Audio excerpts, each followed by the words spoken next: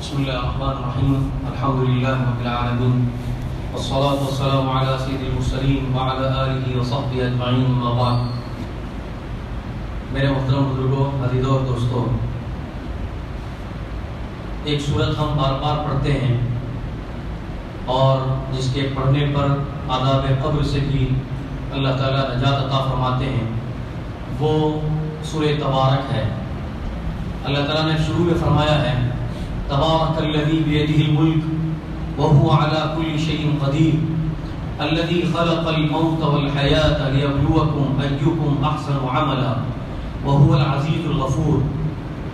اللہ کی ذات بڑی بابرکت ہے جس کے قبضے میں پوری بادشاہت ہے اور ہر چیز پر وہ قادر ہے.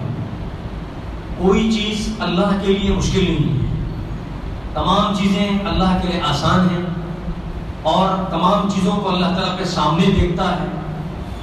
انسانوں کے لیے کچھ چیزیں مشکل ہو سکتی ہیں اور مشکل ہیں، اور انسان ہر چیز پر قادر بھی نہیں ہے.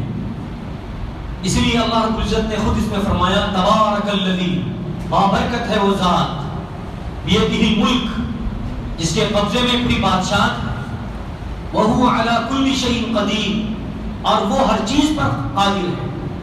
اس کے بعد پھر فرمایا الذی خلق الموت والحیاۃ لیبلوکم ایکم احسن عملا. اس نے موت اور حیات کو پیدا کیا ہے، اس نے موت اور زندگی کو پیدا کیا ہے، اور پیدا کرنے کا مقصد بھی بتایا لیبلوکم، تاکہ وہ تم کو آزمائیں. ایکم احسن عملا، تم میں سب سے زیادہ سب سے بہتر عمل کرنے والا کون ہے، سب سے بہتر عمل کرنے والا کون ہے. یہاں پر علماء نے مفسرین لکھا ہے اللہ تعالیٰ نے یہ نہیں فرمایا ایکم اکثر عملا، یعنی تم میں سب سے زیادہ عمل کرنے والا کون ہے، یہ نہیں فرمایا، بلکہ اللہ نے یہ فرمایا ایکم احسن عملا، تم میں سے سب سے بہتر عمل کرنے والا کون سا ہے. اور احسن کی تعریف اور احسن کی جو صفت مفسرین نے قرآن پاک میں لکھی ہے، انہوں نے یہ کہا ہے احسن سے مراد وہ عمل جس کے کرنے کا اللہ نے حکم دیا ہے، جو خرافات سے پاک ہو، جو بدعت سے پاک ہو، جو شرک سے پاک ہو، اس کے اندر اخلاص ہو، اس کے اندر اللہ کی رضا ہو، اس عمل کو اللہ رب العزت نے احسن عمل کہا ہے. تو سب سے پہلی بات تو یہ ہے کہ اللہ رب العزت اس آیت کے اندر سب سے پہلے ہماری موت کا ذکر فرمایا، خلق الموت والحیات، پہلے موت کا ذکر فرمایا پھر زندگی کا ذکر فرمایا ہے. تو معلوم یہ ہوا انسان جو اس دنیا میں آتا ہے سب سے پہلے تو اس کی کوئی حیثیت نہیں ہوتی ہے، وہ ایک منی کا قطرہ ہوتا ہے. پھر اللہ رب العزت ایک ماں کے ایک عورت کے پیٹ میں اس کی پرورش فرماتے ہیں. وہ منی کا قطرہ 40 دنوں کے بعد خون کے قطرے میں تبدیل ہو جاتا ہے. پھر وہی خون کا قطرہ 40 دنوں کے بعد گوشت کے لوتھڑے میں تبدیل ہو جاتا ہے. پھر اسی گوشت کے اندر اللہ رب العزت 40 دنوں کے اندر ہڈیوں کو چڑھاتے ہیں. پھر اس کے بعد اللہ تعالیٰ فرشتے کو بھیجتے ہیں. پھر اللہ تعالیٰ اس کے لیے 4 باتوں کو حکم دیتے ہیں کہ اس کی زندگی کیا ہوگی، اس کی موت کہاں آئے گی، اس کا رزق کتنا ہوگا، اور وہ کتنے دنوں کے زندہ دنیا میں زندہ رہے گا، شقی ہوگا یا بدبخت ہوگا یا نیک بخت ہوگا. اس کے بارے میں اللہ رب العزت اس کو پورا حکم دیتے ہیں. پھر سب سے پہلے اس کا آنا ہوتا ہے دنیا کے اندر. اس لیے انسانوں کو اللہ رب العزت نے 3 گھر بنائے. پہلی بات تو یہ کہ ماں کے پیٹ کے اندر مختلف مرحلوں سے گزرتا ہوا انسان جب اس دنیا میں آتا ہے تو معلوم یہ ہوا انسان کی کوئی حیثیت نہیں تھی. انسان پہلے مردہ تھا، پھر اللہ رب العزت اس کے اندر جان ڈال دیتے ہیں. تو معلوم یہ ہوا کہ 4 مہینے کے بعد ماں کے پیٹ کے اندر جو نطفہ ہوتا ہے یا جو جنین ہوتا ہے، جو بچہ پیدا ہونے والا ہوتا ہے، اللہ اس کے اندر جان ڈال دیتے ہیں. تو معلوم یہ ہوا کہ انسان کی حیثیت میری اور آپ کی حقیقت یہ ہے کہ ہم پہلے مردہ تھے، پھر اللہ نے اپنے حکم سے ہمارے اندر زندگی کو ڈالا. پھر اس زندگی کو گزارنے کے بعد جب دنیا میں ہم آتے ہیں تو ہمارے لیے 3 منزلیں ہمارے لیے 3 منزلیں ہیں. سب سے پہلی منزل دنیا کی منزل ہے. اب زندگی شروع ہو چکی ہے، زندگی ماں کے پیٹ سے شروع ہوتی ہے.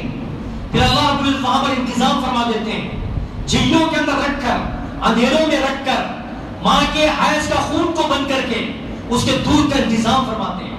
آپ کو معلوم ہے کہ جب عورت حاملہ ہو جاتی ہے تو پھر اس کا حیض کا آنا بند ہو جاتا ہے، اور اللہ رب العزت نے ایسا نظام ماں کے پیٹ کے اندر ایسا سسٹم بنایا ہے، اسی حیض کے خون کو اللہ رب العزت دودھ کے اندر تبدیل فرماتے ہیں، اور وہی دودھ اس کی روزی بنتی ہے جو بچہ ماں کے پیٹ میں پلٹ رہا ہوتا ہے، بڑھ رہا ہوتا ہے۔ اللہ کی کیا قدرت ہے، اللہ کیا کیا نظام ہے، ہم اور آپ کیا جانے۔ اگر اللہ اس کو نہ بیان کیا ہوتا تو دنیا کے اندر کوئی سائنس ایسی موجود نہیں تھی جو اس کو ثابت کر کے دکھلاتی کہ ماں کے پیٹ کے اندر جو خون پیدا ہوتا ہے وہی خون دودھ کی شکل میں اختیار کر سکتا ہے۔ میرے بزرگوں اور بھائیوں، جب دنیا میں ہم آتے ہیں تو اللہ رب العزت نے ہمارے لیے 3 گھر بنائے ہیں۔ پہلا گھر دنیا جس کو ہم کہتے ہیں، دنیا کے اندر انسان جب آتا ہے روتے ہوئے آتا ہے، اور دیکھنے والے اس کو خوش ہوتے ہیں، چاہے بچہ ہو چاہے بچی ہو، اس کے ماں باپ، اس کے والدین، اس کے خرش و اقارب، اس کے رشتے دار بچے کو دیکھ کر خوش ہوتے ہیں، اور بچہ آنے والا دنیا کے اندر روتے ہوئے آتا ہے۔ اسی لیے فرمایا گیا آپ دنیا کے اندر مجھے اور آپ کو ایسا کام کرنا چاہیے کہ جب ہم دنیا سے جا رہے ہوں تو ہم ہنستے مسکراتے ہوئے اللہ کے فرشتوں کا استقبال اس کو قبول کرتے ہوئے ہم دنیا سے جائیں، اور ہمارے پیچھے جو لوگ ہیں وہ رو رہے ہوں، اس بات سے رو رہے ہوں کہ ایک دنیا سے ایک اچھا انسان چلا گیا، دنیا سے ایک اچھا انسان چلا گیا، ایک نیک فطرت انسان چلا گیا، نیک تیرت انسان چلا گیا، جس سے کسی کو نقصان نہیں تھا، جو سب کے لیے بھلائی کا معاملہ چاہتا تھا، سب کے ساتھ اچھائی کا معاملہ کرتا تھا، سب کے کام آتا تھا۔ جب وہ انسان چلا جائے تو پھر اس کے پیچھے رہنے والے لوگ روئیں اور اس کے پیچھے دعائیں کریں کہ ہم نے کیسے انسان کو کھویا، ہم نے کیسے انسان کو کھویا۔ یہ صفات لوگوں کے دلوں کے اندر کب پیدا ہو سکتی ہے؟ جب ہم لوگوں کے اندر ایسی محبت پیدا کریں، جب ہم اللہ کے ساتھ ایسا سلوک کریں، ایسے کام کریں۔ اسی لیے میرے بزرگوں اور بھائیوں، اللہ رب العزت نے اس دنیا کو دارالعمل قرار دیا، یہ کام کا گھر ہے، یہ یہاں پر ہم کام کریں گے، اللہ نے جو ہم کو حکم دیا وہ کام کریں گے، برائیوں سے روکیں گے، اچھا کام کریں گے، نیک کام کریں گے، اطاعت کا کام کریں گے، شرک سے بچیں گے، کفر سے بچیں گے، نفاق سے بچیں گے۔ اگر یہ کام ہم نے دنیا میں کیا تو پھر ہم کو کرنا کیا ہے؟ اللہ رب العزت اس دنیا کے اندر سے جب ہماری موت آئے گی تو پھر اللہ رب العزت ایسے فرشتوں کو بھیجیں گے جن فرشتوں کی صورت کو دیکھ کر سرور پیدا ہوگا، سکون پیدا ہوگا، خوشی پیدا ہوگی، اور ہم اس فرشتے کہیں گے اے فرشتے مجھے یہاں سے جلدی لے چل، مجھے یہاں سے جلدی لے چل۔ اس کی صورت، اس کی شکل و صورت دیکھ کر ہم پہچان جائیں گے کہ اللہ رب العزت ہمارے ساتھ اچھا معاملہ کرنے والے ہیں۔ تو میرے بزرگوں اور بھائیوں، سب سے پہلا گھر ہمارا اس دنیا کا گھر ہے۔ یہاں پر اگر ہم بن گئے، یہاں پر ہم نے اللہ کے حکم کے مطابق زندگی گزاری تو پھر تمام زندگی بن گئی۔ اور اگر یہاں نہیں بنے، یہاں پر ہم نے ہماری تمام صورتوں میں آج ایک آیت پڑھا، اس کے اندر انسان کی پیدائش سے لے کر انسان کی موت تک تمام چیزوں کو بیان کیا گیا ہے۔ انشاءاللہ کبھی وقت ملا تو اس کی میں تشریح آپ کے سامنے رکھوں گا۔ بڑی تفصیلات ہے اس کے اندر کہ اللہ نے اس دنیا کو کیا بتایا ہے۔ یہ دھوکے کا گھر ہے، یہ فتنے کا گھر ہے، یہاں پر ہر چیز دھوکا ہے۔ یہ انسان سمجھتا ہے کہ مال میرا ہے، یہ گھر میرا ہے، یہ زمین میری ہے، یہ صحت میری ہے، دولت میری ہے، یہ کرسی میری ہے، یہ فخر، اس پر فخر کرتا ہے تو کہتے ہیں کہ اللہ رب العزت کچھ بھی تیرے نہیں، تیرا نہیں ہے، یا تو دنیا تجھ کو چھوڑ کر چلا جانا ہے یا دنیا تجھ کو چھوڑ کر چلی جائے گی، دونوں میں سے ایک ہونا ہی ہونا ہے۔ آج ہم موت کو دیکھ رہے ہیں، اتنی موت کو دیکھا، اتنی موت کو دیکھا، اتنی دفن کرتے ہوئے اپنے بھائیوں کو ہم نے دیکھا، جلاتے ہوئے اپنے برادر وطن کو دیکھا، ایسے دیکھ کر ہمارے دل سخت ہو چکے ہیں۔ ورنہ کبھی کا ایسا بھی وقت ہمارے گاؤں میں ایک میت ہوا کرتی تھی، کئی کئی دنوں پر لوگوں کے پر اس کے اثرات ہوا کرتے تھے، لوگوں پر اس کے اثرات ہوتے تھے، لوگ ڈرے ہوتے تھے، سہمے ہوتے تھے کہ مرنے والے کے ساتھ کیا سلوک ہوگا، مرنے والے کو ہم نے قبر میں دفن کر دیا، اس کے اوپر ملو مٹی ڈال دی، ہمارے ساتھ کیا سلوک ہوگا، یہ تصور انسان کیا کرتا تھا۔ اور پورے بزرگوں سے پوچھئے، بڑوں سے بوڑھوں سے پوچھئے، ایک میت کسی گھر میں گاؤں میں ہوتی تھی تو پورے گاؤں کے اندر سناٹا چھایا ہوتا تھا، پورے لوگ اس کی فکر میں ہوتے تھے۔ چند دنوں تک اس کا احساس، ہماری نمازیں وقت پر، ہمارے نیک اعمال کسی کو ٹھکا نہیں، کہ کوئی کسی نے چھوٹ نہیں، لیکن وقت گزرتا گیا. ہمارے چھوٹے بچے جانے کو ڈرتے تھے, قبرستان جانے ڈرتے تھے, بڑے ڈرتے تھے. لیکن آج کیا ہوا, ہمارے دلوں کے اندر سختی پیدا ہو گئی. انسان اپنی آنکھوں سے ایسے منظر کو دیکھا, حالات دیکھتا ہے انسان, کیسے منظر. آج ہم جو منظر دیکھ رہے ہیں کہ یہ اپنے بھائی کی لاش کو کوئی چھونے کے لیے تیار نہیں, اس کے پاس کوئی جانے کے لیے تیار نہیں, نہ اس کے لیے غسل دینے کے لیے پانی مہیا ہے, کوئی پانی اس کو نہانے کے لیے تیار نہیں. علماء نے کہا کہ شروع میں جب بیماری آئی تو لوگوں کو ایسے ہی دفن کر دیا گیا, ایسے ہی دفن کر دیا گیا. جو ہمارے یہاں باکس پہ بنا رہتا ہے قبر, اس طرح سے نہیں, بلکہ گڑھا کھودا گیا, اس کے اندر اس کی تدفین کر دی گئی اور اس کے اوپر بناؤ مٹی ڈال دی گئی. نہ اس کے لیے غسل ہے, بات لوگوں پر نمازی بھی نہیں, اتنی دوری ہو گئی ہم سے. لیکن بعض اس کے بعد علماء نے اس کا فتویٰ دیا کہ ہم اس پر تیمم تو کروا سکتے ہیں, مٹی سے تیمم تو کر سکتے ہیں, تو پھر تیمم کر کے اس کو غسل کے اس کے برابر اس کو سمجھا جانے لگا اور پھر اس پر نمازیں پڑھ کے اس کو دفن کیا جانے لگا. آج میرے بزرگوں, مجھے اور آپ کو احساس کرنا چاہیے اور دعا کرنا چاہیے اللہ سے کہ اللہ مجھے اور آپ کو ایسی موت نصیب فرما جس موت پر ہمارا غسل بھی ہو, جس موت پر ہماری نماز بھی ہو, جس موت پر اچھی تدفین ہو اور اچھی طریقے سے جو ہماری تدفین کیا جائے. اللہ رب العزت سے ایسی موت کی بھی آج دعا کرنے کی ضرورت ہے. تو میرے بزرگوں اور بھائیوں, میں بتا رہا تھا یہ دنیا کا گھر ہے, یہاں پر اگر ہم نے اچھی کام کیا, نیک عمل کیے, احسن عمل کیا, تو پھر اللہ کے ہمارا استقبال ہوگا. پھر دنیا سے ہم جب جائیں گے دوسرا گھر شروع ہوتا ہے. یہ دنیا کی منزل میں آخری منزل اور آخرت کی منزل میں سب سے پہلی منزل جس کو ہم قبر کہتے ہیں. اللہ کے رسول علیہ السلام نے کیا فرمایا, قبر دیکھنے میں تو گڑھا ہے, قبر ہم جو دیکھتے ہیں چھوٹا سا گڑھا ہے, اس کے اندر انسان کا 5 فٹ کا 2.5 فٹ کی چوڑائی کا ایک جسم جو ہے اس میں سما جاتا ہے.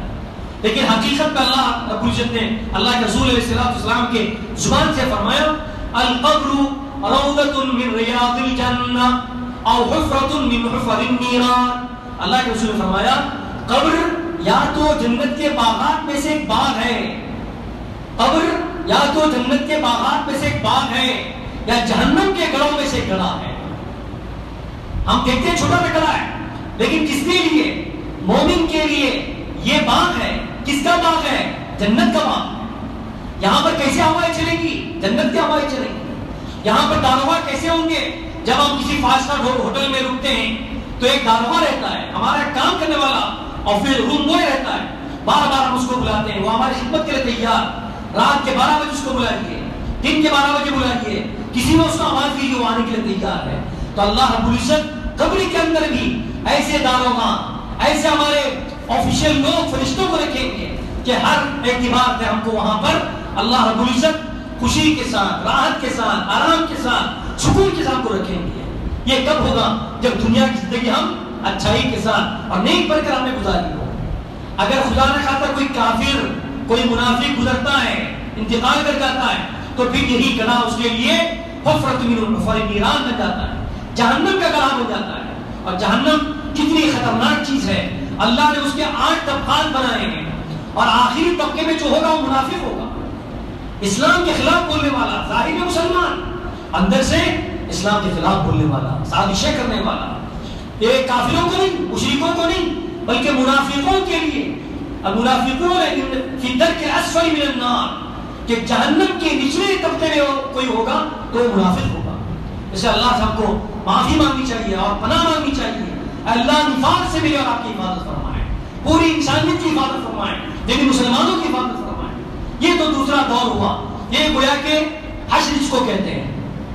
یہاں پر ہم انتظار میں ہیں, اسٹیشن ہے یہ جو قبر میں ہم لوگ جاتے ہیں انتظار میں ہیں, اس لیے کہ آگے جا کر حشر ہوگا, وہاں پر میزان قائم ہوں گے, وہاں پر ہمارا کہ دنیا کے اندر جتنا ہم نے کیا ہے اس کا پورا تولا جائے گا کہ کیا نہیں کام کیا, کیا برا کام کیا, یہ سب وہاں پر تولے جائیں گے. پھر وہاں جانے کے بعد انسانوں کی 2 قسمیں, ينقسم الناس الى قسمين في الجنة او في السعير, یا تو جنت میں جائیں گے یا تو جہنم میں جائیں گے.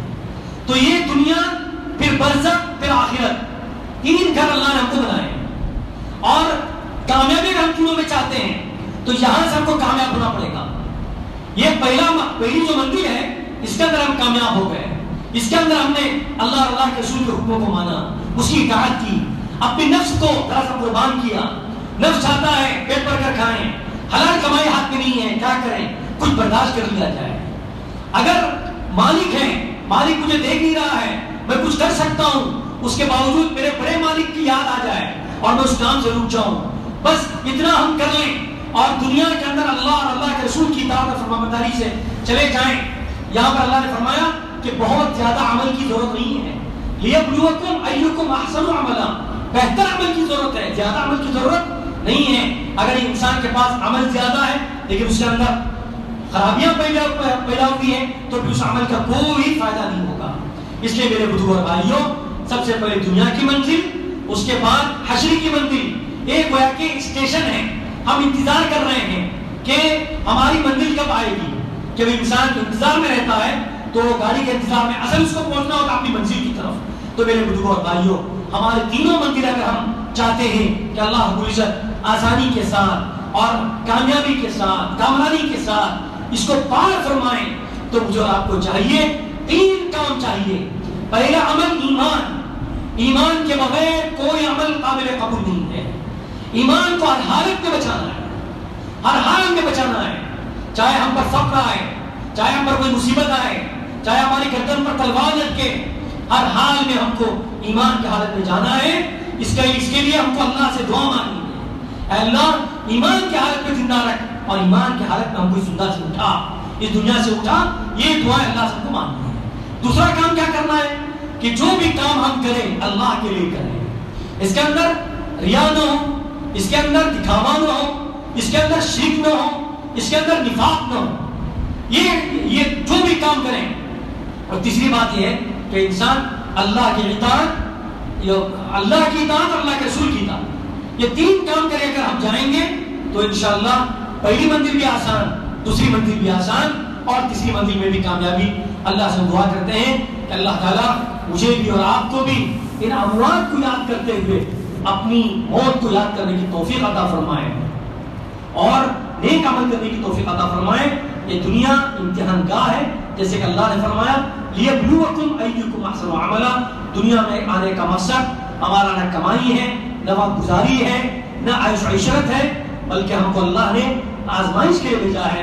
یہ جتنی بھی چیزیں ہم دیکھ رہے ہیں یہ انسانوں کی آزمائش کے لیے ہے. اور اگر جو تین چیزیں میں نے آپ کو بتائی، مجھے بھی اگر میں بھی اس پر عمل کیا، آپ بھی اس پر عمل کیے، تو یقین جانیے کہ اللہ تعالیٰ جو آخرت میں فیصلہ فرمائیں گے ہمارے حق میں جنت کا فیصلہ ہوگا اور اللہ کی رضا کا فیصلہ ہوگا اور اللہ کی خوشنودی کا فیصلہ ہوگا. اللہ تعالیٰ مجھے اور آپ کو اس پر عمل کرنے کی توفیق عطا فرمائے. وآخر دعوانا الحمدللہ.